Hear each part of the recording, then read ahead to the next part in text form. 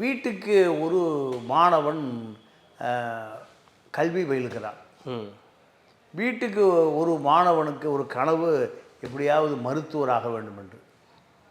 இந்த வாக்கு வங்கி மட்டும்தான் திமுகவை காப்பாற்றியது. நாங்கள் ஆட்சிக்கு வந்தால் நீட்டை ஒழித்து விடுவோம். அதுக்கு சாத்தியமே இல்லை. டெல்லிக்கு போகிற 40 எம்பிக்கள் கார்ப்பரேட் நிறுவனங்களுடைய புரோக்கர்கள். ஜெகத் ரட்சகனாகட்டும், டிஆர் பாலுவாகட்டும், டி ராஜாவாகட்டும், டிஆர் பாலு, தயாநிதி மாறன், இப்படி போகிற அத்தனை பேருமே கார்ப்பரேட் முதலாளிகள். ஜெகத் ரட்சகன் உட்பட அத்தனை பேருமே 1 லட்சம் கோடியை வச்சுருக்கான். இதை காப்பாற்றி கொள்வதற்கு, டெல்லிக்கு ஜால்ரா போடுவதற்காக இந்த மக்கள் தேர்ந்தெடுத்து அனுப்புகிறான். விஜய் என்ன பண்ணுறாரு? பனையூரில் பதுங்கிட்டு திமுகவை எதிர்க்கணும்னா இந்த எத்தனை காலம்தான் ஏமாற்றுவார் இந்த நாட்டில். விஜய் சேர்ந்து ஏமாற்றிட்டு இருக்கார். ஏன்? அனிதா இறந்தப்போ போன விஜய் நீட்டுக்கு எதிராக எத்தனை ஆர்ப்பாட்டத்தை பண்ணியிருக்காரு கட்சி சார்பாக. இந்தியா முழுமையாக அந்த நீட் தேர்வை வைக்குது. அந்த நீட் தேர்வில் தேர்வு செய்யப்படுகிறவர்கள் அகில இந்திய அளவில் தரம் பிரிக்கப்படுகிறான். ஒவ்வொரு மாநிலத்துக்கு இத்தனை % சீட்டு இதை கொடுக்குறான். ஜென்ரல் கோட்டாவை வச்சு வட இந்தியன் உள்ளே வந்துடலாம். பாண்டிச்சேரி ஜிப்பர் வரைக்கும் அப்படி தான் நடக்குது. அண்ணாவுடைய சிஷியர்கள் தானே, பெரியாருடைய சிஷியர்கள் கிடையாது, அண்ணாவுடைய சிஷியர்கள் தான். அதனால் மாற்றான் தோற்றத்து மல்லிகையும் மணக்கம், அடுத்தவன் மனைவிதாயா இனிக்கும். இதான் கொள்கை, இதுதான் திராவிட மாடல் கொள்கை. ரெட்ரோலுக்ஸ் நெஞ்சங்களுக்கு வணக்கம். நான் உங்கள் கார்த்திக். இன்றைய சிறப்பு நேர்காணலில் நம்முடைய இணைந்திருப்பவர் மூத்த பத்திரிகையாளர் திரு தமிழா பாண்டியன் அவர்கள். வணக்கம் சார். வணக்கம்.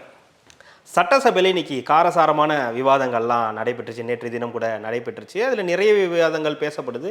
குறிப்பாக இந்த நீட் தேர்வு விவகாரம் தொடர்பாக எதிர்க்கட்சி தலைவர் எடப்பாடி பழனிசாமிக்கும் முதலமைச்சர் ஸ்டாலின் அவர்களுக்கும் நிறைய வாக்குவாதங்கள் நடந்துச்சு. நிறைய வாதங்கள் நடந்துச்சு. அதில் மிக முக்கியமானது இந்த நீட் தேர்வு. நீட் தேர்வை நீங்கள் 2021ஆம் ஆண்டு ரத்து செய்வோம், நாங்கள் ஆட்சிக்கு வந்தால் ரத்து செய்வோம் அப்படின்னு சொன்னீங்க. ஆனால் இந்த காலம் வரைக்கும் நீங்கள் அதை இன்னும் பண்ணவே இல்லை அப்படின்ற ஒரு குற்றச்சாட்டு வச்சுருக்காரு. அதற்கு முதலமைச்சர் அவர்கள் சொல்கிறாரு, கண்டிப்பாக முடியாது, இந்தியா கூட்டணி ஆட்சிக்கு வந்திருந்தால் நாங்கள் கண்டிப்பாக அதை பண்ணியிருப்போம் அப்படின்றாரு. மீண்டும் நாங்கள் இந்த ஆட்சிக்கு வந்தால் 2026க்கு பிறகு இந்தியா கூட்டணி ஆட்சிக்கு வந்தால் அது பண்ணுவதற்கான வாய்ப்புகள் இருக்குது அப்படின்ற மாதிரி சொல்லியிருக்காரு. இதற்கு விஜய் அவர்களும் ஒரு அறிக்கையை கொடுத்திருக்காரு அவருடைய எக்ஸ் தளத்தில். இன்னும் எத்தனை காலம்தான் ஏமாற்றுவார் இந்த நாட்டிலே அப்படின்ற அந்த எம்ஜிஆருடைய பாடல் வரிகளை வச்சு போட்டிருக்காரு. இன்னும் எத்தனை காலம் ஏமாற்ற போகிறீங்க? 2021 நீங்கள் தான் சொன்னீங்க நாங்கள் வந்தால் நீட் தேர்வை ரத்து செய்வோன்னு. இப்போ அந்த ரகசியம் இருக்குன்னு சொன்னீங்க, எதுவுமே பண்ணலை, தமிழ் மக்களை ஏமாற்றிட்டு இருக்கீங்க, நீண்ட காலம் இது நடைபெறாது அப்படின்றது. இதை எப்படி பார்க்குறீங்க? மீண்டும் நீட் தேர்வு தொடர்பான இந்த வாக்குவாதங்கள், அதற்கு எடப்பாடி பழனிசாமி அவர்களின் பதில், விஜய் அவர்களின் எதிர்வினை எப்படி பார்க்கலாம் சார்? 2021 தேர்தல் ஆட்சிக்கு வருவதற்கு முன்பு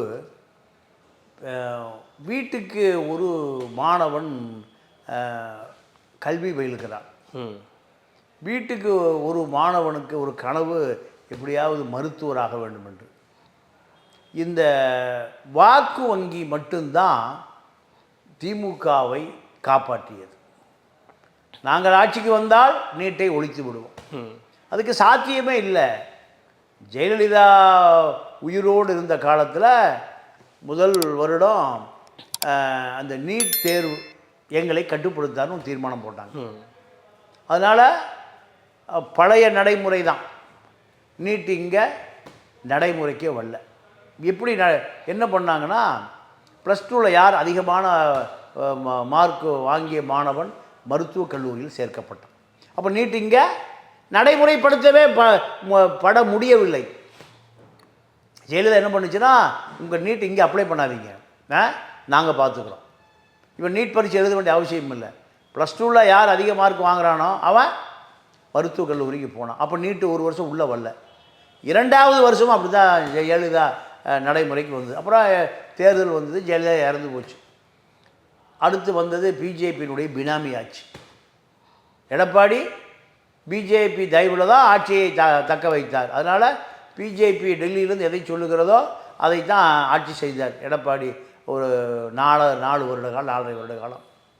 அப்போ 4.5 வருட காலமும் திமுக அதிகாரத்துக்கு வருவதற்காக பயன்படுத்தப்பட்ட வார்த்தை தான் நீட்.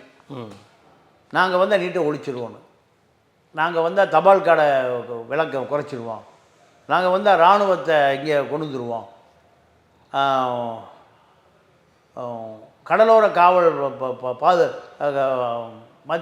மத்திய கடலோர காவல் படை அதை நாங்கள் வாபஸ் வாங்கிட்டு மீனவனை காப்பாற்றிடுவோம், இப்படியெல்லாம் சொன்னாங்க. இதெல்லாம் நடைமுறைக்கு சாத்தியம் இல்லை. மத்திய அரசாங்கத்திடம் உள்ள அதிகாரத்தை இவர்கள் ஒன்றுமே செய்ய முடியாது. டெல்லிக்கு போகிற 40 எம்பிக்கள் கார்ப்பரேட் நிறுவனங்களுடைய புரோக்கர்கள். ஜெகத் ரட்சகனாகட்டும், டிஆர் பாலுவாகட்டும், டி ராஜாவாகட்டும், டிஆர் பாலு, தயாநிதி மாறன், இப்படி போகிற அத்தனை பேருமே கார்ப்பரேட் முதலாளிகள். ஜெகத் ரட்சகன் உட்பட அத்தனை பேருமே 1 லட்சம் கோடியை வச்சுருக்கான். இதை காப்பாற்றிக் கொள்வதற்கு டெல்லிக்கு ஜால்ரா போடுவதற்காக இந்த மக்கள் தேர்ந்தெடுத்து அனுப்புகிறான். இவர்கள் ஒரு நாளாவது 40 நாடாளுமன்ற உறுப்பினர்கள் ஒன்று சேர்ந்து நீட்டுக்கு பிஜேபியை எதிர்த்து, நீட்டை எதிர்த்து ஏதாவது ஆர்ப்பாட்டம் பண்ணாத வரலாறு இருக்கா? இல்லை. இவர்களுக்கு நோக்கமே இல்லை. மலிவான வாக்குறுதிகளை அண்ணா எப்படி கொடுத்தாரு? 3 படி லட்சியம், 1 படி நிச்சயம். இதே தான் நீட்டு. அண்ணா ஏமாத்துறாரு, கருணாநிதி ஏமாத்துறாரு, இப்போ யார் ஏமாத்துறா? ஸ்டாலின் ஏமாத்துறாரு. நீட் என்பது அகில இந்திய அளவில் யூபிஎஸ்சி பரீட்சை நடத்துவதை போல் யூபிஎஸ்சியை மாநில அரசு கட்டுப்படுத்தவே முடியாது. அது யூபிஎஸ்சி பூரா ஆர்எஸ்எஸ் கட்டுப்பாட்டில் இருக்குது. எந்த மத்திய அரசு வந்தாலும் அதுக்குள்ளே யாரும் போகவே முடியாது. ஆர்எஸ்எஸ் பார்ப்பனர்கள் தான் யூபிஎஸ் ஐஏஎஸ் ஐபிஎஸ்ஸை தீர்மானிப்பது அவர்கள் தான். அதே போல் நீங்கள் IIM, Indian Institute of Management, IIT, இப்படி எல்லாமே மத்திய அரசாங்கத்துடைய கட்டுப்பாடு தான். மாநில அரசுக்கு ரோலே இல்லை அதில். ஆனால் இவர்கள் நீட்டை நாங்கள் ஒழித்து விடுவோன்னு மாணவர்களுடைய ஆதரவு, பெற்றோர்களுடைய ஆதரவு, இதற்காக போலியாக போடப்பட்ட வேஷம்தான் நீட்டை ஒழிப்பதாக. எடப்பாடி கேட்டார், நியாயம்தான். திமுகவால் பதில் சொல்ல முடியல. இப்போ விஜய் என்ன பண்ணுறாரு? பனையூரில் பதுங்கிட்டு திமுகவை எதிர்க்கணும்னா இந்த எத்தனை காலம்தான் ஏமாற்றுவார் இந்த நாட்டில். விஜய் சேர்ந்து ஏமாற்றிட்டு இருக்கார். ஏன்? அனிதா இறந்தப்போ போன விஜய் நீட்டுக்கு எதிராக எத்தனை ஆர்ப்பாட்டத்தை பண்ணியிருக்காரு கட்சி சார்பாக? 1 வருஷம் ஆச்சு, இன்னும் மாவட்ட செயலாளர் போட முடியல. புஷி ஆனந்தை தாண்டி அந்த கட்சி போல. நேற்று பனையூரில் மாவட்ட செயலாளர் கூட்டம் மீட்டிங் நடந்துகிட்ருக்கு. இவர் அங்கே ஷூட்டிங்கில் இருக்கார். இங்கே மீட்டிங்கு, அங்கே ஷூட்டிங்கு. ஆக விஜயும் நானும் அரசியல் இருப்பை காட்டிக்கிறார். இதுதான். அப்போ இல்லை, இந்த நீட் விவகாரம்ன்றது இப்படி தான் இருக்குன்றது இப்போ தெரிஞ்சு போச்சு இல்லையா? இப்போ இது வந்து மத்திய அரசு கையில் தான் இது எல்லாமே இருக்குது அப்படின்னும் போது 2026 இதை எப்படி எடுத்துகிட்டு போவாங்க சார்? இதை மறந்துடுவாங்க, இதை விட்டுடுவாங்க. நீட்டை விட்டுருவாங்க. ஏன்னா ஏமாத்தான் ரீஃபயர் ஆகிடும், மக்களை துரத்தி அடிக்க ஆரம்பிச்சிருவான். ஏன்னா நீட் ரகசியம் இருக்குன்னு சொல்லி உதயநிதி ஸ்டாலின் தான் சொல்லியிருந்தார். அப்புறம் நீட் ரகசியம் இதுதான் சொல்லி அவங்கள வலியுறுத்துறது தான் ரகசியம் அப்படின்னு சொன்னார். அதற்கு பிறகு நிறைய கையெழுத்தெல்லாம் வாங்கி அது ஒரு பக்கம் குப்பைக்கு போனதையும் நம்ம வந்து பார்த்தோம். அப்படின்னும் போது அப்போ இந்த நீட் தேர்வுக்கான அந்த வழி அப்படின்றது எதுவுமே இல்லையா? இல்லை. மத்திய அரசாங்கம் இந்தியா முழுமையாக அந்த நீட் தேர்வை வைக்குது. அந்த நீட் தேர்வில் தேர்வு செய்யப்படுகிறவர்கள் அகில இந்திய அளவில் தரம் பிரிக்கப்படுகிறான். ஒவ்வொரு மாநிலத்துக்கு இத்தனை % சீட்டு இதை கொடுக்குறான். ஜென்ரல் கோட்டாவை வச்சு வட இந்தியன் உள்ளே வந்துடலாம். பாண்டிச்சேரி ஜிப்பர் வரைக்கும் அப்படி தான் நடக்குது. மாநில அரசு அந்த நீட்டுக்கான கோட்டாவை கேட்டு பெறுவதில்லை. ஏன்னா கேட்டு பெறக்கூடிய அந்த சுகாதாரத்துறை அமைச்சர் எதில் மாட்டிக்கிறான்? இடியில் மாட்டிக்கிறான், ஐடியில் மாட்டிக்கிறான். அப்போ இவன் வலுவாக குரல் கொடுக்கக்கூடிய குரல் இவனது கம்மி போயிடுது. உதாரணத்துக்கு நீங்கள் 5 வருட காலம் 4.5 வருட காலம் அதிமுக ஆட்சி காலத்தில் விஜயபாஸ்கர் இருந்தார். விஜயபாஸ்கர் தான் எடப்பாடிக்கு ஃபைனான்ஸு. டிடிவி தினகரன் ஆர்கே நகர் விற்கும்போது அவருக்கு 100 கோடி ரூபா கொடுக்குறாரு. இந்த 100 கோடி எங்கேருந்து வந்தது? உயிர்காக்கும் மருந்துகளிலிருந்து திருடப்பட்ட பணம். ஆர்கே நகர் மக்களுக்கு 20 ரூபா நோட்டை காமிச்சிட்டு ஏறக்குறைய ஒரு 50,000 ஓட்டை வாங்கிட்டு போயிட்டார். யார்? டிடிவி தினகரன். அந்த பக்கமே போகிறதில்லை. அதுக்கு பணம் செலவு பண்ணவர் யார்? சுகாதாரத்துறை அமைச்சர் விஜயபாஸ்கர். இப்போ 4 வருஷம் ஆச்சு மா சுப்பிரமணியம் வந்து அந்த துறையில் நடந்த எந்த ஊழலையும் கண்டுபிடிக்கல. இவர் அதே அதிகாரியை வச்சு இவர் ஊழல் பண்ண ஆரம்பிச்சிட்டார். இவர் பல கோடியை திருடுறாரு. அப்போ எப்படி நீட்டை எதிர்க்க முடியும்? நீட்டை எதிர்ப்பதற்கான குறைந்தபட்ச செயல் திட்டம் கூட இவங்ககிட்ட கிடையாது. ஆனால் அரசியல் செய்வதற்காக நீட்டை பயன்படுத்துகிறார்கள் என்பதுதான் விஜய் சொல்லியிருக்கிறது. விஜயும் ஏமாத்துறாரு, எடப்பாடி ஏமாத்துறாரு, எடப்பாடியுடைய அமைச்சர் விஜயபாஸ்கரை ஏமாத்துறாரு, திமுக கூடிய அமைச்சர் சுகாதாரத்துறை அமைச்சர் மா சுப்பிரமணியன் ஏமாத்துறாரு. இது மக்களை திசை திருப்புவதற்கு பயன்படுமே தவிர மக்களுக்கு நீட்டிலிருந்து விலக்கு பெறுவது என்பது காணல் நீர் தான்.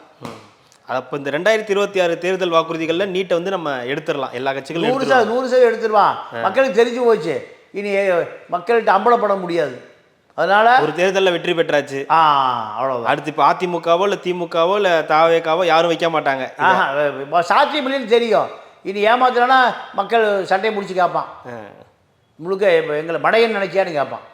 அதனால் இந்த திமுக சொல்லிருச்சு, மத்திய அரசாங்கிறது அதிகாரம் இருக்குது எங்கிட்ட இல்லை. திமுக தான் இவ்வளோ நாள் தொங்கிட்டு இருந்து அதை பிடிச்சி இப்போ என்ன சொல்லிருச்சு? ஏன்னா அப்போ 2021 சொல்லலையா இந்தியா கூட்டணி வரும், நாங்கள் அப்போ தான் இதை செய்வோம்னு சொல்லலை. வந்தோடனே ஒழிப்போம் தான். நீங்கள் அரசியல்வாதி எல்லாத்துக்கும் பதில் தயாராக வச்சுருப்பான். அரசியல்வாதி, போலி அரசியல்வாதிகள், ஏமாற்று அரசியல்வாதிகள் எல்லாத்துக்குமான பதிலாக தயாராக வச்சுருப்பான். இது அண்ணா காலத்திலேருந்து வந்த விஷயம். அதனால் அண்ணாவுடைய சிஷியர்கள் தானே, பெரியாருடைய சிஷியர்கள் கிடையாது, அண்ணாவுடைய சிஷியர்கள் தான். அதனால் மாற்றான் தோற்றத்து மல்லிகையும் வணக்கம், அடுத்தவன் மனைவிதாயா இனிக்கும், இதுதான் கொள்கை, இதுதான் திராவிட மாடல் கொள்கை. அப்போது இவர்களுக்கு மக்களை ஏமாற்றி ஆட்சி அதிகாரத்துக்கு வர வேண்டும் என்பதை தவிர குறைந்தபட்ச திட்டம், செயல் திட்டம் எதுவுமே மத்திய அரசாங்கத்தை நோக்கி வலுவாக சொல்லக்கூடிய திட்டம். நீங்கள் மாநில எமர்ஜென்சி வந்த பிறகு மாநிலத்திடம் இருந்த கல்விக் கொள்கையை மத்திய அரசாங்கம் எடுத்துகிட்டு போயிட்டான். 40 எத்தனை வருஷம் ஆச்சு? 50 வருஷம் ஆச்சு. இன்றைக்கு வரைக்கும் கேட்டு வாங்கவே இல்லையே. அதுக்கு நோக்கம் இல்லை, தேவையும் இல்லையே. அவன் என்ன எழுதுறான்னு இங்கே இருக்கிற எல்கேஜி குழந்தை இந்தியில் படிச்சுட்டு போயிடும். இவன் என்ன இந்தி எதிர்ப்புன்னு சொன்னால் அதுக்காக ஆட்சிக்கு வந்தவன் யார்? திமுக. மக்களை ஏமாற்றுவது, பணத்தை கொடுத்து வெற்றி பெறுவதை தவிர குறைந்தபட்ச செயல் திட்டம் இவர்களிடம் எதுவுமே இல்லை. இந்த பக்கம் அதிமுகலேருந்து எடப்பாடி கேட்குறாரு, விஜய் கேட்குறாரு அப்படின்னு வச்சுக்கிட்டோம்னா, இந்த பக்கம் கூட்டணி கட்சிகள் கூட இதை பற்றி கேட்கறது இல்லையே. இந்த மாதிரியான நீட் சமாச்சாரங்கள் கூட வந்து அவங்கள எதிர்த்து கேட்கறது இல்லை. கூட்டணி கட்சிகளுக்கு தெரியும், இதை கேட்டால் ஒரு சீட்டு குறைஞ்சி போயிடும். நீங்களே கூட்டணிக்கு வேட்டு வைக்கிறீங்க, உங்களுக்கு 9க்கு பதிலாக 8 தான், 6க்கு பதிலாக 5 தான்.